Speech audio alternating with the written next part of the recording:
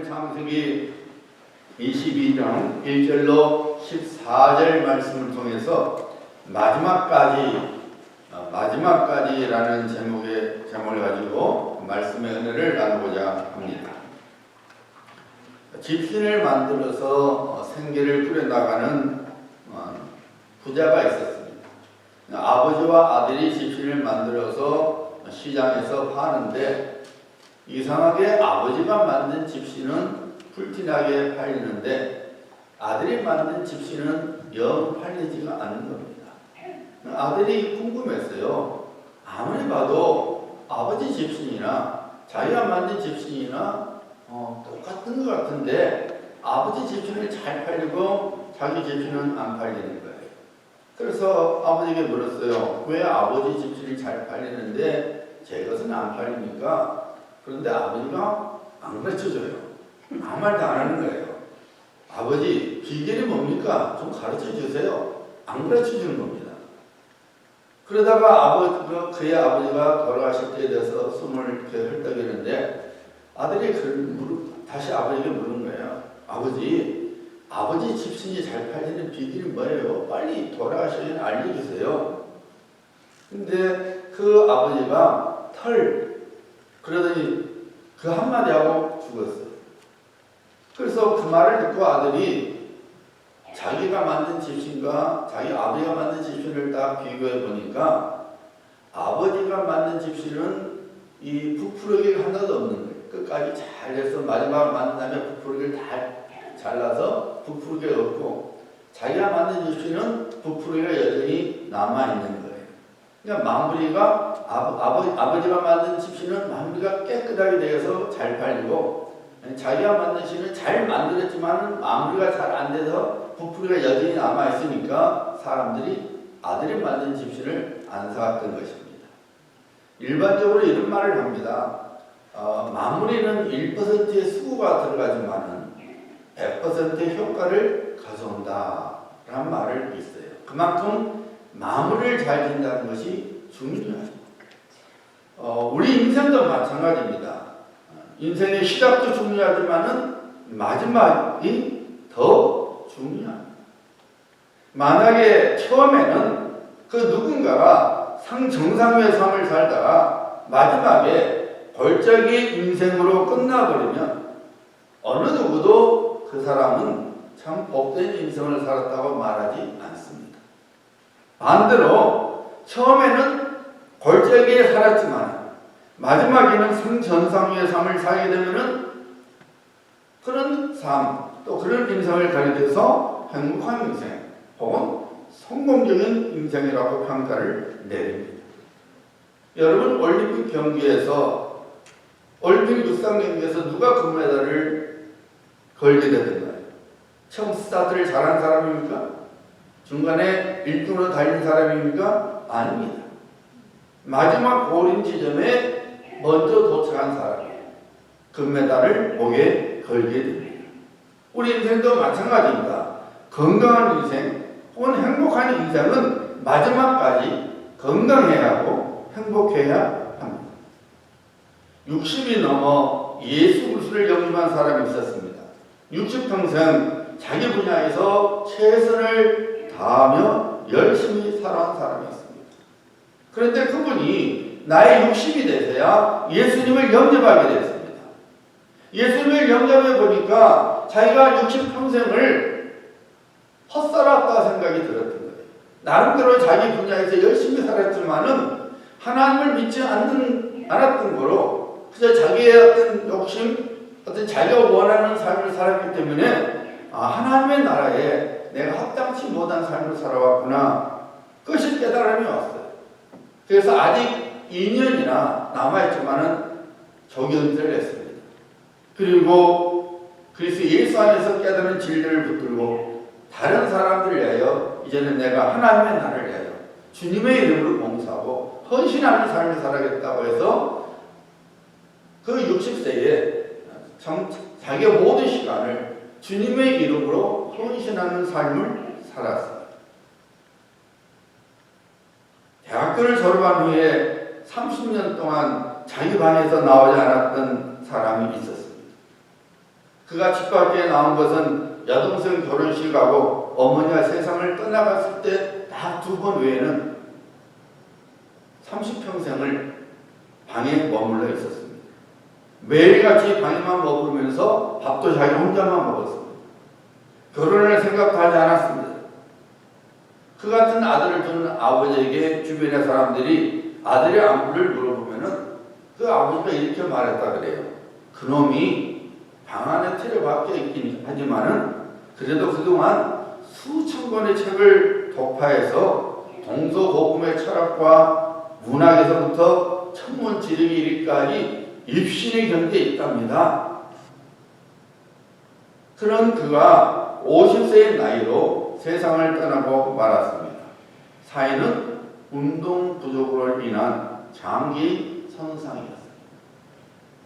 60평생 자기가 원하는 삶을 살다가 예수님을 만난 후 주님의 이름으로 다른 사람을 위해 헌신하고 봉사함으로써 인생의 마지막을 의미 있는 인생으로 마무리를 짓고 있는 그 사람은 참으로 지혜로운 사람이죠.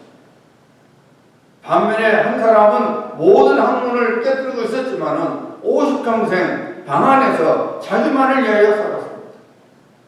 누가 이런 인생을 의미 있는 인생이요 가치 있는 인생이라고 평가를 내리겠습니까?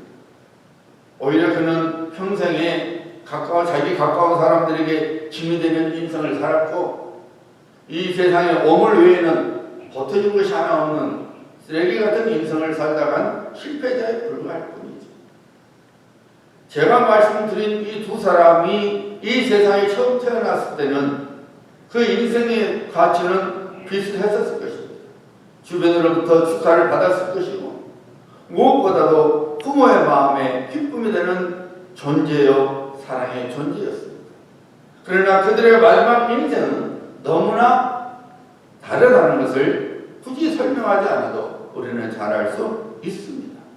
그래서 인생은 어떻게 시작하느냐가 중요한 것이 아니라 어떻게 마치느냐가 중요한 겁니다. 우리의 신앙 여정 마찬가지입니다. 우리의 처음 신앙 여정 생활이 어땠는지가 중요한 것이 아닙니다. 우리의 신앙 여정을 어떻게 마치느냐가 참으로 중요합니다. 목회자이기 때문에 종종 이런 말을 사람들로부터 듣게 되고 또한 보게 됩니다. 목사님, 저분은 얼마나 교회 생활에 열심히 했는지 모릅니다. 그분의 열심은 아무도 따라할 수 없었습니다. 저분은 얼마나 기도 열심히 하고 얼마나 예배생활을 잘한지 모릅니다. 한때는 이런 말들로 과분한 칭찬을 받았으나 지금은 그리스도인의 모습을 거의 잃어버린 채 살아가고 있는 사람들이 우리 주변에 많이 있습니다. 오늘 아침 예배를 드리고 있는 여러분들은 어떻습니까? 예수 그리스도에 대한 사랑과 열정을 지금도 여전히 품고 살아가고 계십니까? 아니면 점점 그 사랑과 열정을 잃어버리면서 살고 계십니까? 신앙의 귀감이 되는 사도 바울은 자신의 인생의 마지막을 이렇게 증거하고 있습니다. 디모데후서 4장 6절로 8절이죠. 로마 감옥에 2번째로 갇히게 됐고 이제 사도 바울이 자신이 순교를 당하게 될 줄을 알았습니다. 이제는 주님의 품에 안길 때가 왔다는 것을 알게 되고 디모데 목사에게 쓴 편지죠. 전제와 같이 내가 벌써 부어지고 나의 떠날 시각이 가까웠다.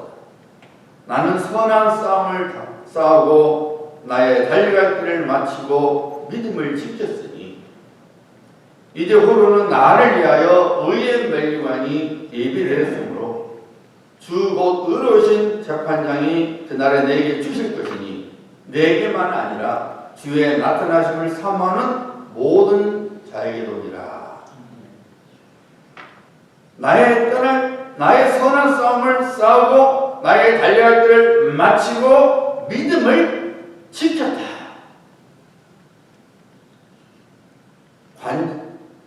이 전제는 재물 위에다가 술을 붓는 제사인데 사도 바울의 순교를 의미합니다.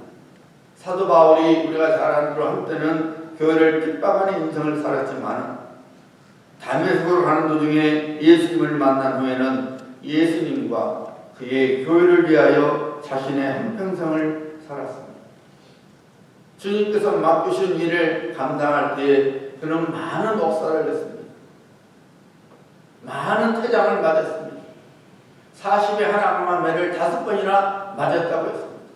유대인들이 제일 무서운 형벌이 40대를 때리는 거예요.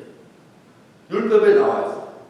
근데 혹시나 40대를 때리다 보면은 잘못 카운트돼서 한 대 더 때릴 수가 있죠. 그러면 율법을 어기는 것이 되니까 40을 때리지만 일부러 하나를 빼는 거예요.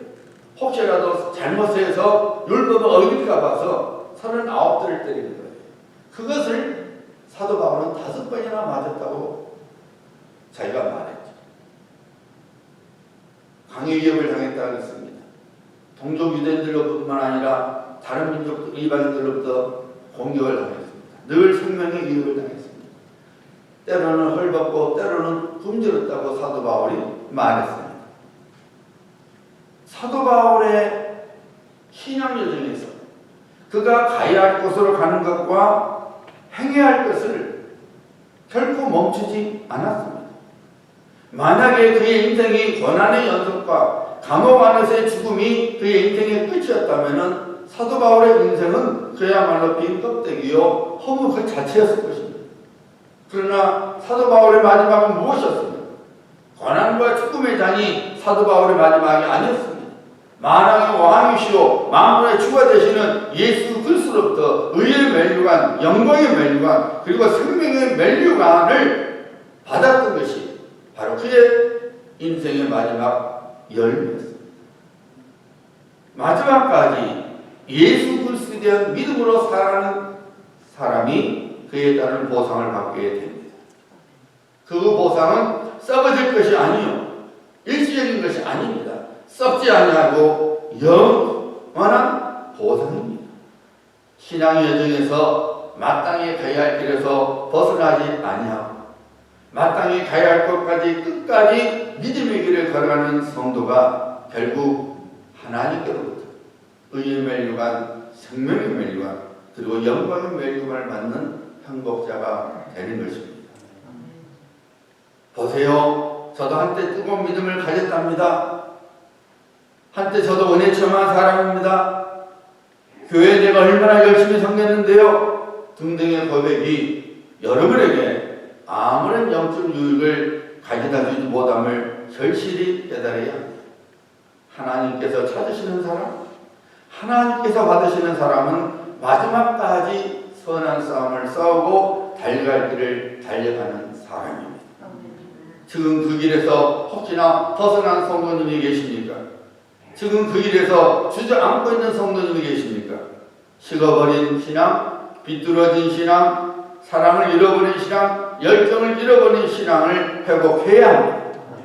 아직도 우리가 이 땅에 살고 있을 때에 예수 그리스도에 대한 믿음과 주님께 대한 나의 사랑과 나의 열정을 회복해야 합니다. 성령께서 경고의 말씀을 주실 때에 우리는 인생의 궤도, 잘못되고 있는 신앙의 궤도를 고쳐야 합니다. 자, 오늘 아침 저는 마지막까지 마땅히 걸어가야 할 신앙의 여정을 잘 마쳤던 한 사람의 인생을 소개하고자 합니다. 바로 아브라함입니다. 아브라함의 인생을 살펴보고 우리 역시 아브라함처럼 그런 인생을 살아서 참으로 하나님의 은혜와 복을 찾아가는 사람이 되어야 되겠습니다. 자, 여러분, 아브라함이 마지막에 이룬 그 인생의 내용이 창세기 22장 17절과 18절입니다. 한번 보시기 바랍니다.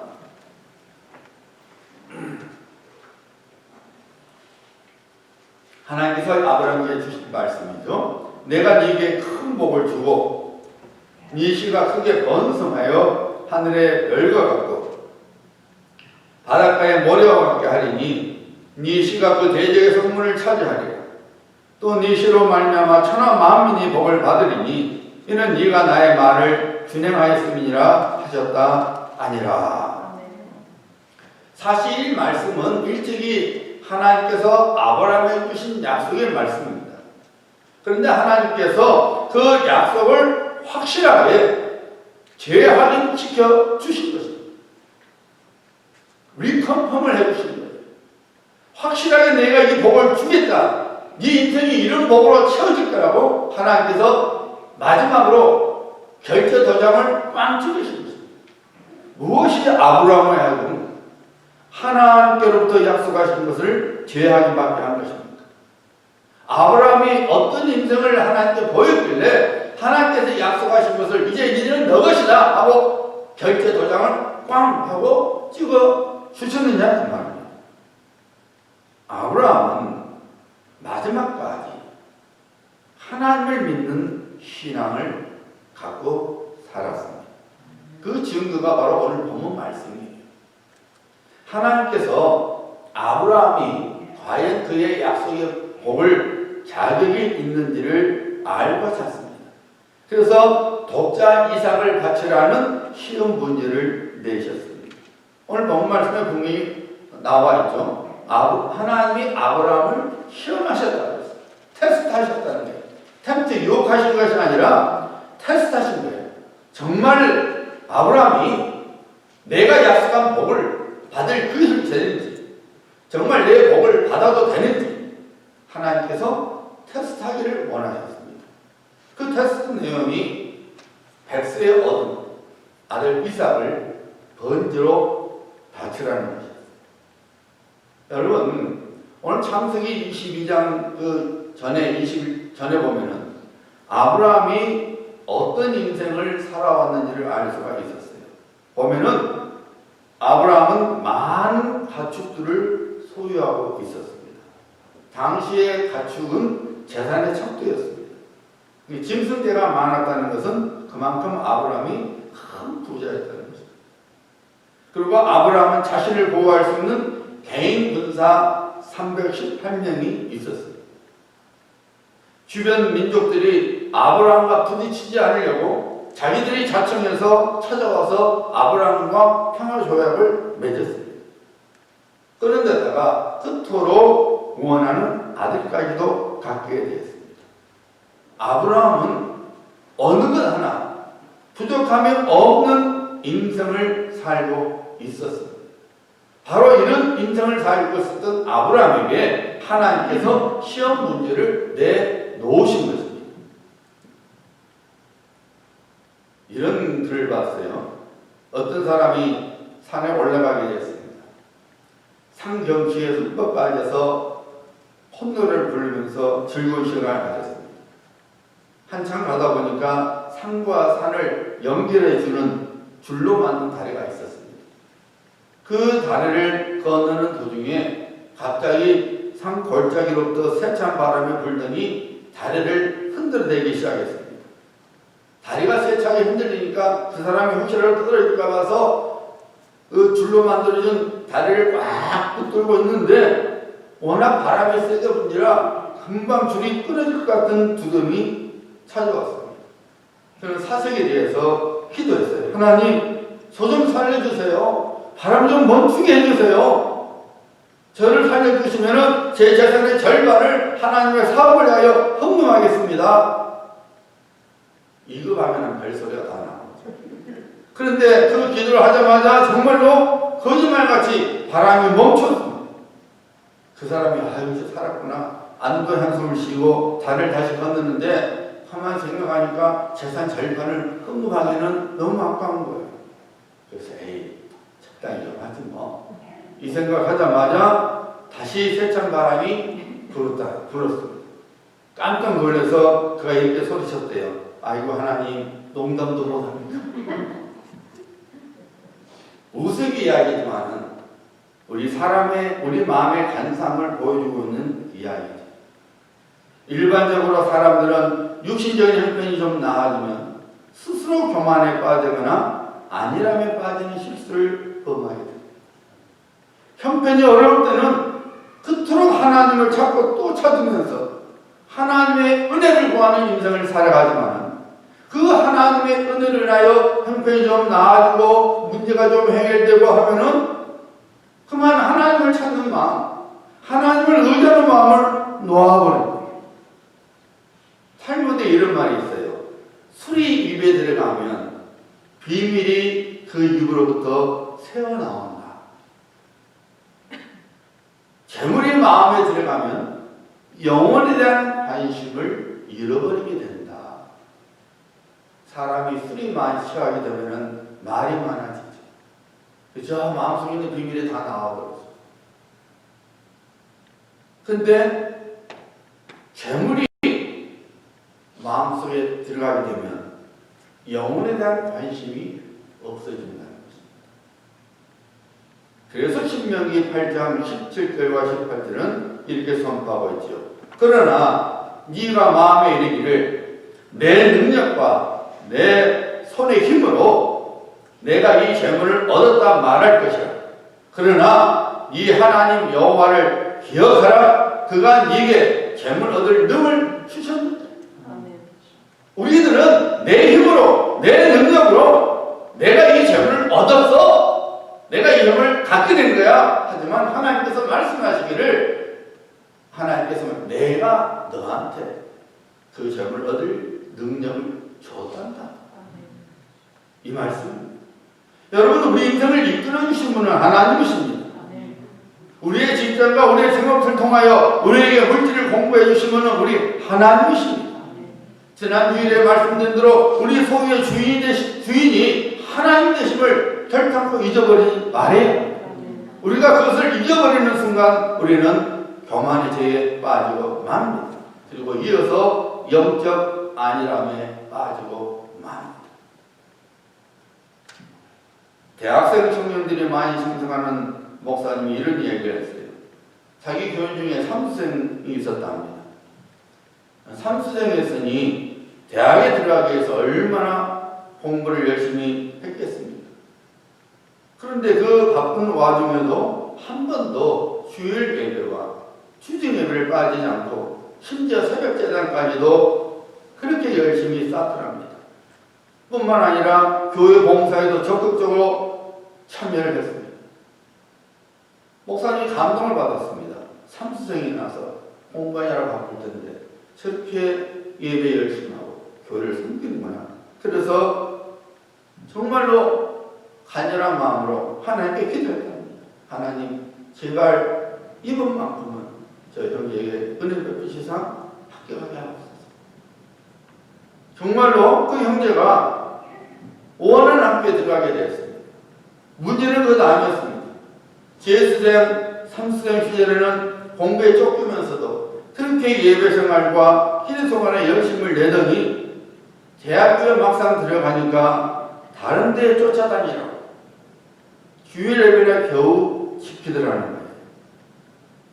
원하는 대학생활을 통해서 더 하나님을 섬기고 더 하나님의 은혜를 붙들고 살아가기를 원해서 열심히 기도해 주었더니 오히려 하나님을 멀리하는 죄에 빠지고 말더라는 것입니다. 솔로몬이 죽자 이스라엘의 북왕국 이스라엘과 남왕국 유다 두 나라로 쪼개졌죠. 남왕국 유다 10번째 왕이 우시아입니다. 그는 16살에 왕위에 올라서 52년 동안 나라를 다스렸어요. 그가 52년 동안 남왕국 유다를 다스릴 때에 엄청난 업적을 이뤘습니다. 주변의 국가들을 다 정복해서 그 나라들로부터 조공을 받았습니다. 정치적으로, 경제적으로, 그리고 사회적으로 매우 강력한 국가를 세웠습니다. 역대하 26장에 보면은 우시아 왕이 세운 업적이 다 기록되어 있습니다. 그야말로 최고의 왕이었습니다. 그런데 그토록 최고의 왕이었던 우시아가 그의 마지막이 어땠는지를 역대하 26장 4절 5절을 보여주고 있습니다. 우시아가 그의 아버지 아마샤의 모든 행위대로 여호와 보시기에 정직히 행하며 하나님의 묵시를 밝히게 하는 스가랴가 사는 날에 하나님을 찾았고 그가 여호와를 찾을 동안에는 하나님이 형통하게 하셨더라. 우시야 왕이 그토록 엄청난 업적을 이룰 수 있었던 비결을 역대하 26장 4절 5절 보여준 거예요. 하나님 보시기에 정직행하고 스가랴 선지자를 통해서 하나님의 말씀을 열심히 배우고 하나님의 얼굴을 구하고 그랬더니 하나님께서 그를 형통하게 하셨다는 겁니다. 그야말로 우시야 왕은 하나님을 열심히 찾았고 하나님과 관계를 아주 소중하게 이어졌습니다. 하나님을 기쁘시게 하여 최선의 삶을 살았습니다. 정말로 그랬더니 하나님께서 형통하게 하셔서 주변의 국가들 정복하게 하시고 조공을 받게 하시고 주변의 사람들이 벌벌 떠는 위대한 왕이 되었습니다. 그런데 그런 우시야가 마지막에 이런 실수를 범합니다. 그 내용이 역대하 26장 16절입니다. 그가 강성하여지매 그의 마음이 교만하여 악을 행하며 그의 하나님 여호와께 범죄하되 곧 여호와의 성전에 들어가서 향단에 분향하려 한지라.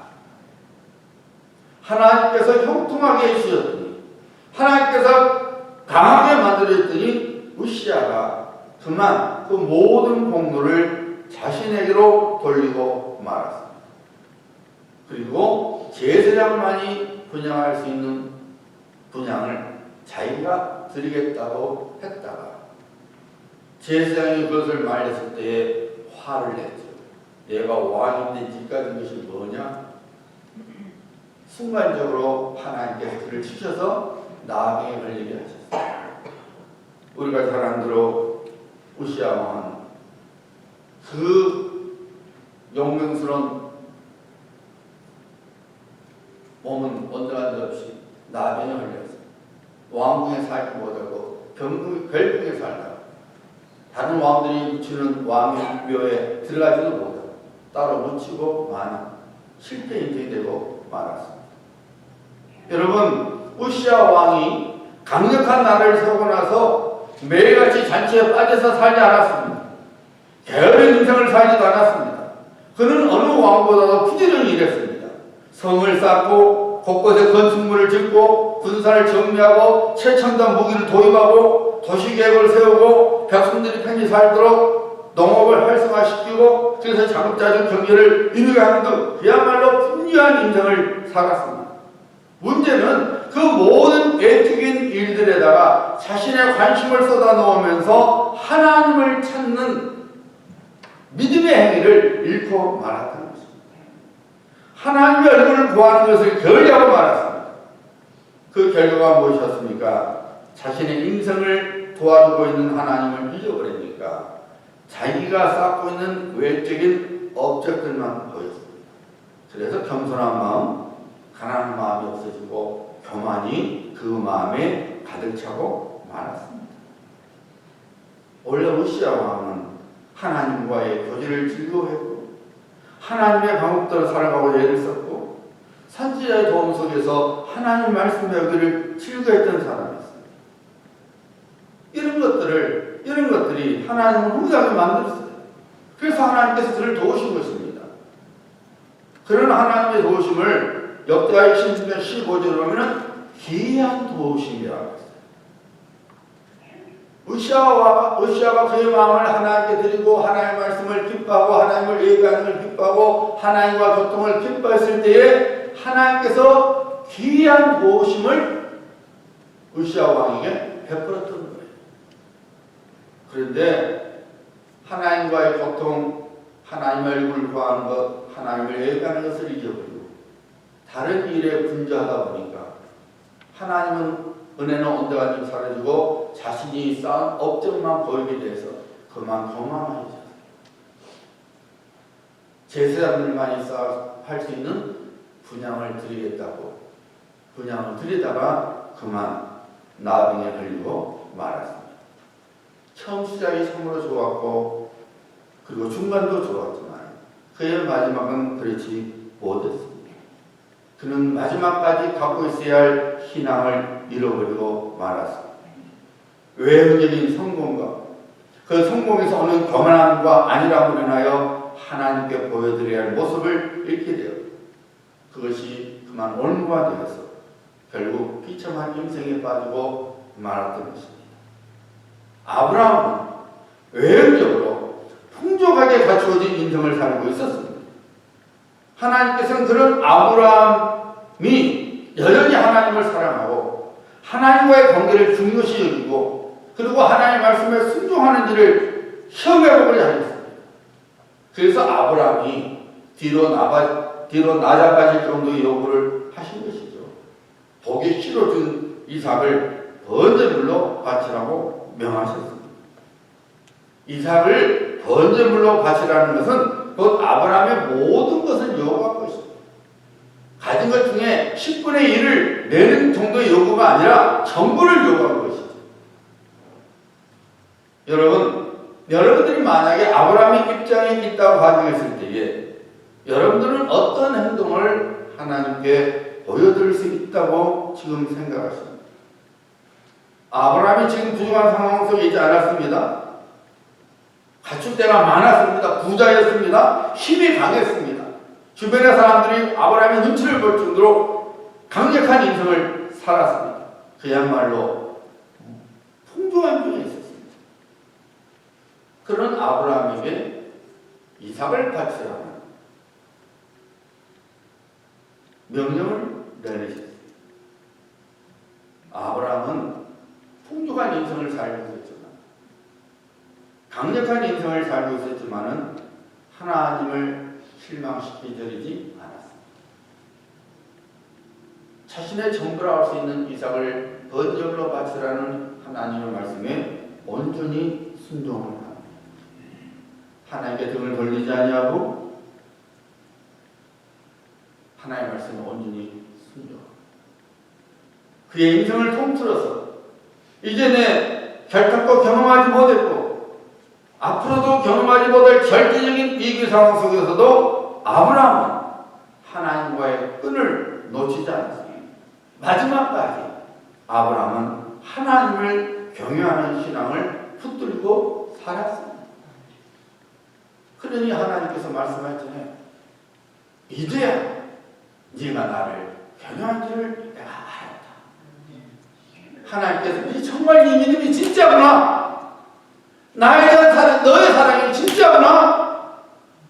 네 순종이 진짜구나. 하고 하나님께서 항복하신 것이죠. 내가 이제 알았다. 더 이상 시험하지 않아. 그리고 약속하신 그 약속을 리컨펌 재확인하시면서 도장을 꽝 찍어주십니다. 여러분, 사실 아브라함은 모르고 있었지만 하나님께서 이미 모리아산에 재물을 준비해 두셨습니다. 무엇을 의미합니까? 하나님께서는 아브라함을 위하여 무엇을 행하셔야 할지를 알고 계신다 그 말입니다. 이와 비슷한 사건이 요한복음 6장 5절과 6절에 나오죠. 오병의 비디게 사건이죠. 예수께서 눈을 들어 큰 무리가 자기에게로 오는 것을 보시고 빌립에게 이르시되 우리가 어디서 떡을 사서 이 사람들을 먹이겠느냐 하시니 이렇게 말씀하시면 친히 어떻게 하실 줄을 아시고 빌립을 시험하고자 하시니라. 예수님께서 남자 장로만 해도 5,000명이 되는 사람들을 빈 들판이지만 그들을 배불리 먹게 하고자 하셨습니다. 그리고 예수님은 그 방법을 알고 계셨습니다. 그럼에도 불구하고 빌립에게 물었습니다. 이 많은 사람들을 어떻게 먹이지? 빌립의 믿음을 시험하고자 말씀하셨다는 거예요. 이미 예수님께서는 어떻게 하실지를 다 머릿속에 계셨고 하시려고 작정하셨어요. 그럼에도 불구하고 제자 중에 하나인 빌립을 그의 믿음을 보고 싶어서 빌립아 이 많은 사람들을 어떻게 먹이지? 사랑하는 성도님들, 지금 여러분의 인생 속에서 하나님의 위치는 무엇입니까? 하나님께서 여러분의 인생 속에서 찾아내는 부분이 얼마나 됩니까? 하나님을 얼마나 갈구하시고 계십니까? 아니면은 외적인 성취에 빠져서 혹시나 육적인 일에만 치중하고 있지는 않습니다. 하나님과의 관계를 깊게 하고자 어떤 영적인 삶을 살아가고 계십니다. 아니면 세상 일에 분주해서 여러분들도 모르게 교만에 빠져서 영적인 일들을 가볍게 여기면서 살고 있지는 않습니다. 하나님의 말씀에 얼마나 귀를 기울이고 그 말씀에 순종하고자 얼마나 애를 쓰시고 있습니다. 아니면 세상 소리와 자기 소리에만 귀를 기울이면서 하나님의 뜻에 어긋나는 일에 열심을 내고 있습니다. 잊지 마시기 바랍니다. 하나님께서 여러분을 형통하게 하셨고 지금도 형통하게 하시고 계십니다. 하나님께서 여러분의 인생을 돌보셨고 지금도 돌보시고 있습니다. 무엇보다도 하나님께서는 영원한 생명과 천국 교육을 우리에게 주시고자 독생자 예수 그리스도를 갈고리 십자가 위에서 돌아가시게 하셨습니다. 성자 예수 그리스도께서 사람으로 오셔서 우리 모두를 위하여 고난을 당해 주시고 생명을 버리셔서 우리로 하여금 죄와 사망의 번들로부터 벗어나게 하시고 하나님 자녀되게 하시고 영원한 생명을 선물로 받게 하시고 장차 천국을 기업을 받는 복된 자로 만들어 주신 것입니다. 허물과 죄로 죽었던 우리를 이제는 산자로 만들어 주신 것입니다. 교만함과 안일함을 가지고 여러분 자신을 위해 살아가는 인생을 바꿔야 합니다. 여러분의 인생 궤도를 수정해야 합니다. 하나님을 향한 열정과 사랑을 회복해야 합니다. 하나님을 향한 예배와 헌신을 회복해야 합니다. 마지막까지 하나님을 경외하는 신앙을 갖고 살아가야 합니다. 이전의 인생의 어려움과 위기 속에서 하나님께 매달렸어요. 그 겸손한 마음, 그 가난한 마음, 그 마음을 회복해야 합니다. 시편 20편 7절에 나오는 다윗의 고백을 들어보시기 바랍니다. 어떤 사람은 병거, 오늘날 같은 전차를 말합니다. 탱크를 말합니다. 어떤 사람은 말을 의지하나, 즉 세상의 재물과 파워를 의미하는 것이죠. 우리는 여호와 우리 하나님의 이름을 자랑하리라. 이 세상 사람들은 갖고 있는 재산, 세상의 어떤 파워, 자기의 능력을 자랑하지만은 다윗이 고백하기를 나는 하나님의 이름을 자랑하겠다. 하나님을 놓치지 않겠다는 겁니다. 하나님을 끝까지 붙들겠다는 것입니다. 사랑하는 성도님들, 마지막까지 우리의 신앙에 달려갈 길을 달려가야 합니다. 우리 인생의 주관자가 되시는 하나님께서 기뻐하시는 그 신앙을 마지막까지 잃지 말아야 합니다. 아브라함처럼 말입니다. 하나님께서는 이전에 한 번도 경험해보지 않았던 코비드19 사태로 인하여 끝까지 믿음을 지키는 하나님의 친백성들과 거품신앙으로 살아왔던 쭉정이 신자들을 걸러내시고 계십니다.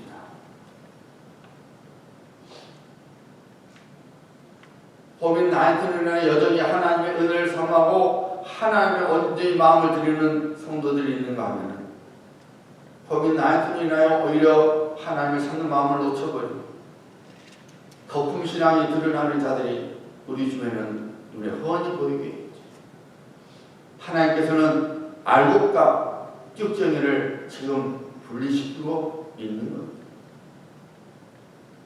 아브라함이 이삭을 바치라는 그 무서운 테스트를 믿음으로 이겨냈듯이 우리 역시 하나님의 신실하심과 영원하심을 믿는 믿음으로 오늘날 우리가 겪고 있는 시험을 잘 치루어야 합니다. 우리 믿음을 끝까지 지켜내야 합니다. 이런 성도님들이 되셔서 하나님의 예비하신 구원의 복을 받으시기를 우리 주 예수 그리스도의 이름으로 축복합니다. 기도합니다.